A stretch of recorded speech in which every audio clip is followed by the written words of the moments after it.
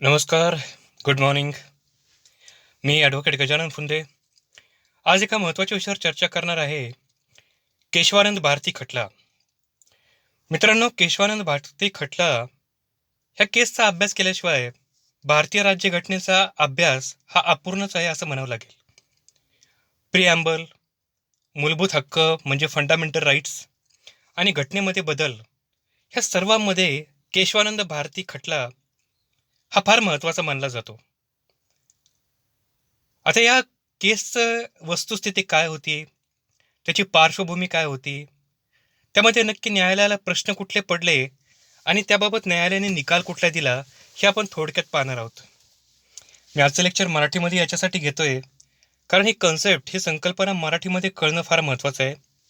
कारण आपण बऱ्याच वेळा पाहतो खूप मोठे मोठे पुस्तक आहेत. MP जैन असेल, JN पांडे असेल, किंवा आम्ही कधी आयुष्यात हात लावला नाही असं HM सिरवईचं पुस्तक असेल. आणि अशा पुस्तकांमध्ये जर अशी केस आपण 25-30 पानांची बघितली तर मात्र कुठेतरी आपल्याला हा अभ्यास थोडासा अवघड वाटतो. त्यामुळे आपण आधी याची संकल्पना समजून घेऊया. ह्या केसमध्ये केशवानंद भारती विरुद्ध केरळ सरकार 1973 हा ह्या केसचं नाव. 68 दिवस सलग चालणारी इतिहासातली पहिली केस. ज्या केसचं 68 दिवस प्रोसिडिंग चाललेलं आहे, ही अशी पहिली केस. 100 पेक्षा जास्त खटल्यांचा या केसमध्ये संदर्भ घेण्यात आला होता. 70 पेक्षा जास्त देशांच्या घटनेचा अभ्यास केला गेला होता की या विषयावरती ह्या देशाच्या घटनेचं काय मत आहे. अशा 70 घटनांचा अभ्यास केला होता. आणि या खटल्याचा निकाल, या केसचा निकाल 703 पानांचा आहे. स्वातंत्र्यापूर्वी आणि नंतर सुद्धा संपत्ती, संपदा आणि काही ठराविक व्यक्तींकडे केंद्रित होते. तुम्ही ऐकून असाल पहा, वतनदारी, जमीनदारी, देशमुखी किंवा निजामशाही. आता जमीनदार हा शब्द जरी आपण उच्चारला तरी आपल्या डोळ्यापुढे एकच चित्र येतं की असा व्यक्ती ज्याच्या पुढं भरमसाठ जमीन आहे, खूप जमीन आहे. वतनदारी म्हणा, वतन जमिनी, आता ते अस्तित्वात आहेत का हो? आता ते अस्तित्वात नाही आहेत. कारण आपण याला म्हटलं होतं खालसा. पहा, याच्यासाठी महात्मा गांधींनी स्वराज्य चळवळीची स्थापना केली होती. विनोबा भावेंनी भूदान म्हणून लोकांना आवाहन केलं होतं. पण हे फक्त नैतिक पातळीवरती आव्हान होतं. ज्या लोकांना वाटलं आपली जमीन दान करायची आहे ते लोक देतात, आणि ज्यांना वाटलं नाही द्यायची आहे तर ते लोक देत नाहीत. त्यामुळे पहा, काही काही लोक असे आहेत की ज्यांच्याकडे प्रचंड स्थावर मालमत्ता आहे, पण ते म्हणतात की मला पाहिजे, माझ्या मुलांना पाहिजे, ही वडिलोपार्जित आहे. पण ते असा खूप रेअर एखादा व्यक्ती असतो की तो हे गोष्टी दान करतो किंवा डोनेट करतो. पार्श्वभूमी पाहूया. स्वातंत्र्य मिळाल्यानंतर सर्व राज्यांनी आपापली सामाजिक आणि आर्थिक स्थिती मजबूत आणि विकसित व्हावी याच्यासाठी प्रयत्नशील होते. स्वातंत्र्य मिळालं, प्रत्येक राज्य आपला स्वतःचा विकास करायच्या पाठीमागे लागलं. केंद्र सरकारने सांगितलं की तुम्ही स्वायत्त आहात, पण गरज पडली तर आम्ही हस्तक्षेप करू.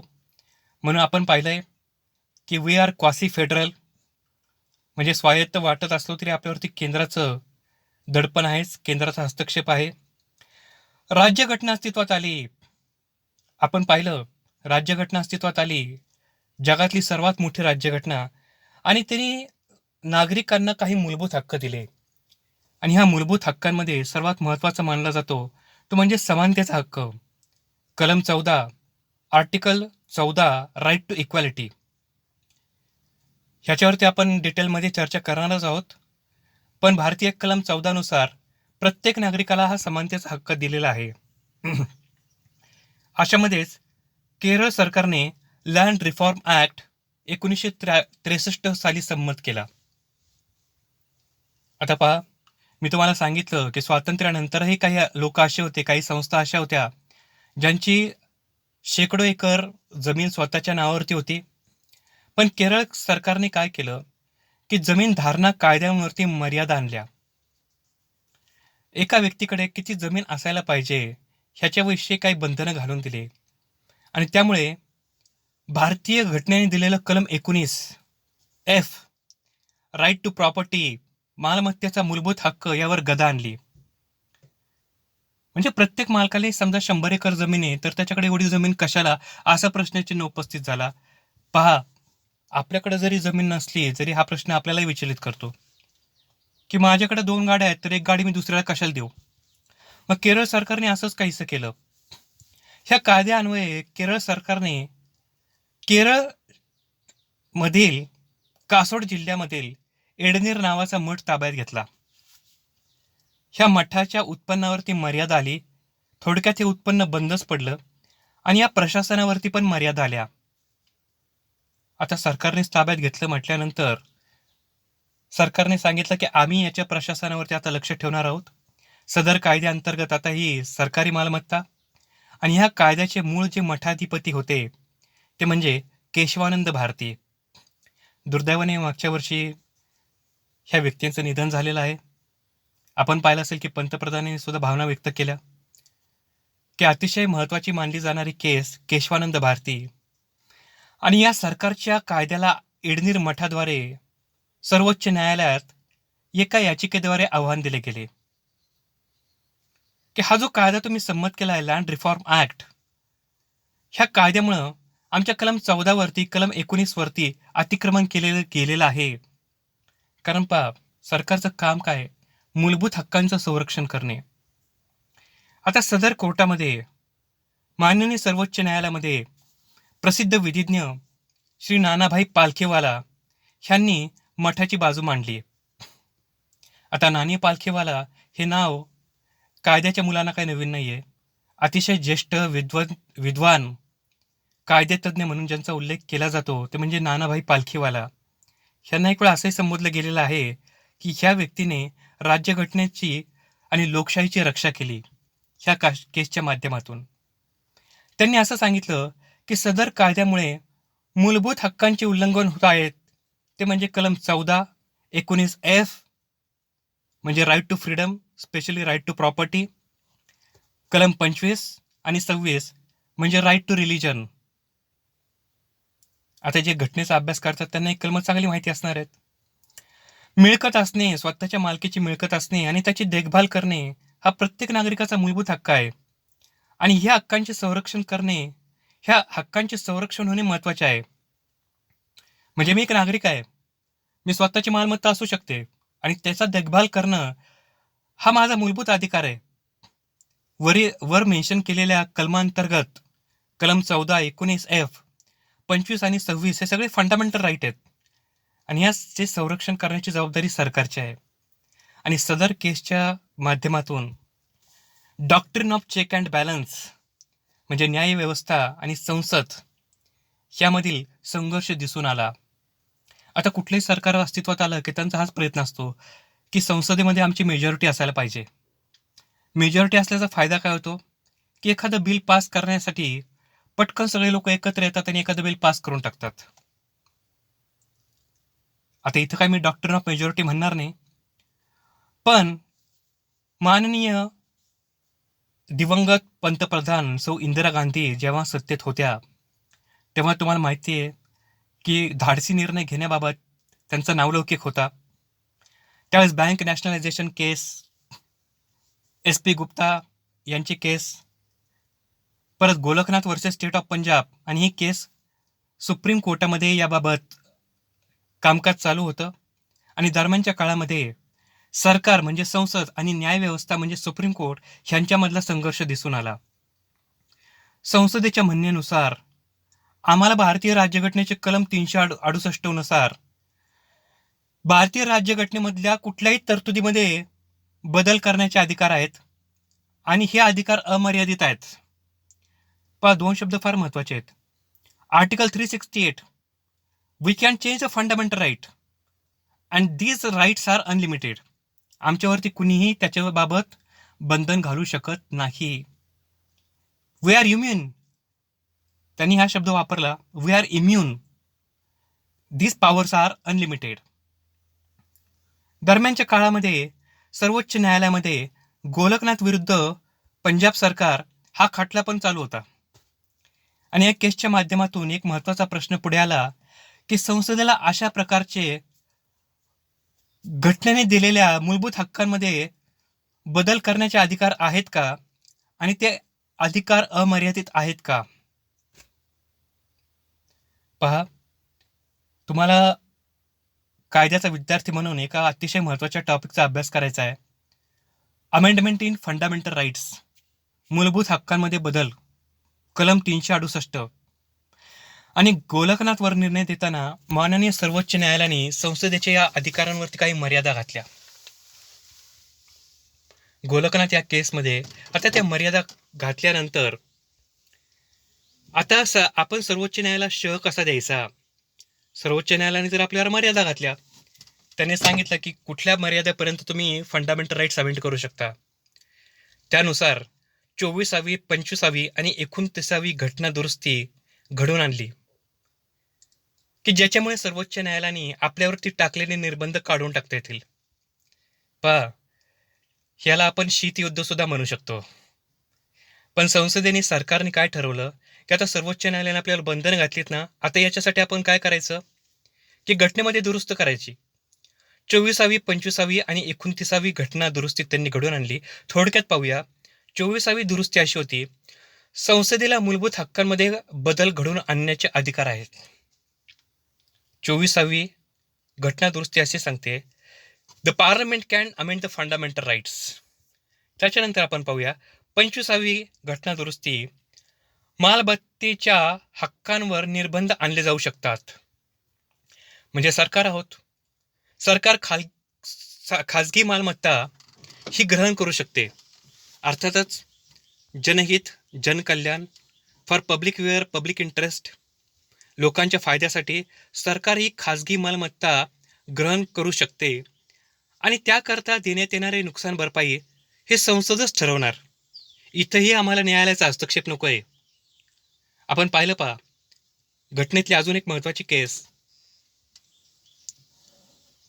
Banerjee versus state of West Bengal, Sheela Banerjee. तुम्ही म्हणाल की सर ममता बॅनर्जी का? तर तसं नाही, Sheela Banerjee. That there shall be the compensation shall be the according to the market value. बाजारभावाप्रमाणे प्रॉपर्टीचं हे मूल्यांकन व्हायला पाहिजे. आणि इथं परत सरकारने सर्वोच्च न्यायालयाचे निर्बंध झुगारून देण्याचा प्रयत्न केला. आणि त्यांनी काय केलं, लँड रिफॉर्म ॲक्ट जो केला आहे तो परिशिष्ट 9 मध्ये टाकला, शेड्यूल 9 मध्ये टाकला. आता शेड्यूल 9 काय करतं माहिती आहे का? एक संरक्षण कवच देतो. शेड्यूल 9 मध्ये कुठलाही जर कायदा टाकला तर त्याची कॉन्स्टिट्युशनल व्हॅलिडिटी कुणी चॅलेंज करू शकत नाही. तुम्ही विचारायचंच नाही की हा कायदा चुकीचा आहे की बरोबर आहे. ह्या परिशिष्टामध्ये जे कायदे आहेत त्याला कुणी आव्हानच देऊ शकत नाही. त्यामुळे परिशिष्ट 9 अतिशय महत्वाचं. आता पहा, केशवानंद भारती केसमध्ये लँड रिफॉर्म ऍक्टला तर चॅलेंज केलं, पण 3ही घटना दुरुस्त्यांना आव्हान दिले गेले. पहिले तर आम्ही चॅलेंज केलं होतं की तुम्ही 1963ला जो लँड रिफॉर्म ऍक्ट कायदा पास केलाय, आम्हाला तो काय मान्य नाही. आणि त्याच्यामुळे तुम्ही ज्या 3 घटनेमध्ये दुरुस्त्या केलेल्या आहेत, आम्हाला त्या सुद्धा मान्य नाहीत. आता यामध्ये महत्वाचे प्रश्न उपस्थित झाले ते कुठले? त्याला आपल्या कायद्याच्या भाषेमध्ये म्हणतात इश्यूज. सगळ्यात पहिलं म्हणते, whether parliament can amend fundamental rights. म्हणजे संसद मूलभूत हक्कांमध्ये बदल करू शकते का? आणि जर या प्रश्नाचे उत्तर सकारात्मक आहे तर सदर अधिकाराच्या मर्यादा कुठपर्यंत आहेत? त्या अमर्यादित आहेत का की त्याच्यावर कुठल्या मर्यादा आहेत? आता इथे पहा, वादविवाद. आता हा इश्यू जेव्हा न्यायालयापुढे आला त्यास वादविवाद असा झाला की याचिकाकर्त्याच्या म्हणण्यानुसार कलम 368 खाली संसदेला असणारे अधिकार हे मर्यादित आहेत. नानी पालखीवाल्यांनी असं सांगितलं की article 368, there are limited rights to the parliament to amend the constitution, to amend the fundamental rights. राज्यघटनेनुसार नागरिकांना प्रदान करण्यात आलेले मूलभूत हक्क हे त्यांच्या हितांचे संरक्षण करण्याकरता करण्यात आलेले आहेत.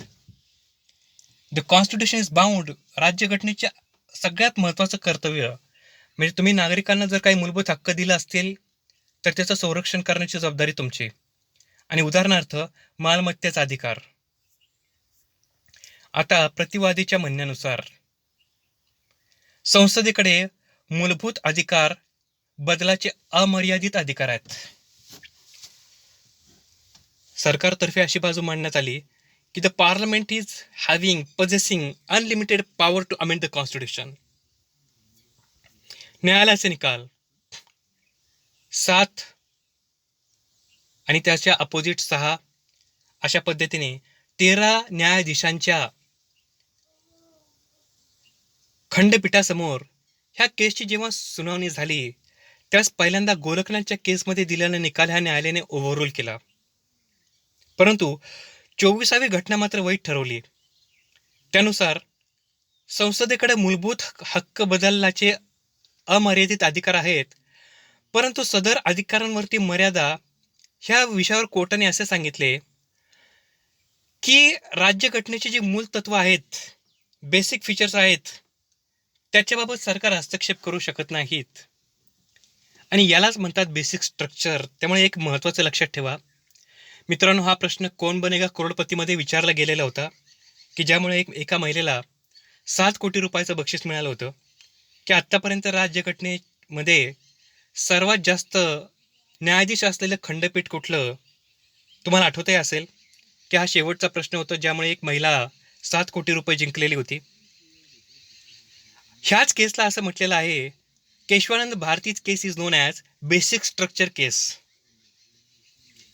पहा न्यायालयाने काय सांगितलं की तुम्ही अमेंडमेंट करा, तुम्हाला पॉवर आहेत, पण ज्या पायावरती घटना उभी राहिलेली आहे, ज्या मूल्यांवरती, ज्या तत्वांवरती घटना उभी राहिलेली आहे, ते बेसिक स्ट्रक्चर मात्र तुम्ही त्याला मात्र तिथं हस्तक्षेप करू शकत नाही.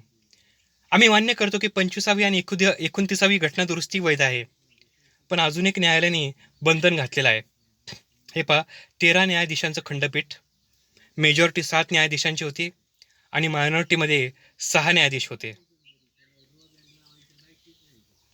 परंतु असा एखादा कायदा जो परिशिष्ट 9 मध्ये समाविष्ट केलेला आहे, म्हणजे सरकारने लपून ठेवला आहे की आपल्या मनाला वाटेल तसा आम्ही कायदा केला आणि तुम्ही चॅलेंज करू नका, तर असं चालणार नाही. तर कोर्टाने असं सांगितलं की जर मूल तत्वांचे उल्लंघन होत असेल तर मात्र तुम्ही सदर कायद्याचा ज्युडिशियल रिव्ह्यू करू शकता. You can go for the judicial review if the basic structure of the constitution is being affected. म्हणजे तुम्ही शेड्यूल 9 मध्ये टाका, नाही तर कुठे टाका, but if the basic structure is being violated then you can have a right of judicial review. आता पहा, ह्या केसमुळे एक नवीन संकल्पना जन्माला आली, ती म्हणजे डॉक्ट्रिन ऑफ बेसिक स्ट्रक्चर. कोर्टाने बेसिक स्ट्रक्चरची काही यादी दिली नाही की ह्या 8 किंवा 10 ज्या गोष्टी आहेत त्या फक्त बेसिक स्ट्रक्चर. नंतर बेसिक स्ट्रक्चरची यादी वाढत गेली. Right to equality is basic structure, right to religion is basic structure, harmonious construction is a basic structure. म्हणजे अशा गोष्टी वाढत गेल्या आणि त्यामध्ये एक सगळ्यात महत्त्वाची गोष्ट सांगितली होती, right to religion is also basic structure of the constitution. पहा, कोर्टाने निकाल देताना दोन्ही गोष्टींचा समतोल साधलेला आहे की ठीक आहे, तुम्ही अमेंडमेंट करा, you can go for the amendment of fundamental right, you can go for the amendment, but limitation is that. मर्यादा अशी असणार आहे की तुम्ही हे बदल करत असताना बेसिक स्ट्रक्चर मात्र कुठे अफेक्ट व्हायला नको, त्याच्यावरती कुठे परिणाम व्हायला नको. आणि जर असं होत असेल तर मात्र तुम्ही ते चॅलेंज करू शकता याचिका दाखल करून. त्याला आपण म्हटलेलं आहे रिट पिटिशन. मित्रांनो, मी थोडक्यात तुम्हाला सांगितलं आहे केशवानंद भारतीची केस अतिशय जास्त वास्ट आहे. हे मराठीमध्ये याच्यासाठी सांगितलं की माझ्या काही चे शिक्षण घेणाऱ्या मित्रांनी मला सांगितलं की आम्हाला या केसचं थोडंसं मराठीमध्ये विश्लेषण हवं आहे, पण आपण याच्यासाठी अजूनही डिटेलमध्ये जाणार आहोत, ज्यावेळेस आपण इंग्लिश व्हर्जनमध्ये पाहणार आहोत. कारण CETची मुलं पण अभ्यास करतात केशवानंद भारतीचा, ज्यांना लॉचं काही माहिती नसतं. LLB फर्स्ट इयरची मुलंही अभ्यास करतात, LLMची मुलंही अभ्यास करतात. त्यामुळे ह्या केसची अंडरस्टँडिंग त्या टप्प्यामध्ये वेगळी आहे. तर आता थोडक्यात तुम्हाला याची कल्पना यावी म्हणून मी थोडक्यात सांगितलं आहे. आपल्याला आवडलं असेल तर नक्कीच लाईक करा, शेअर करा आणि सबस्क्राईब करायला विसरू नका, की जेणेकरून आपल्याला नवीन अपडेट याच्यावरती मिळत जातील. Thank you so much.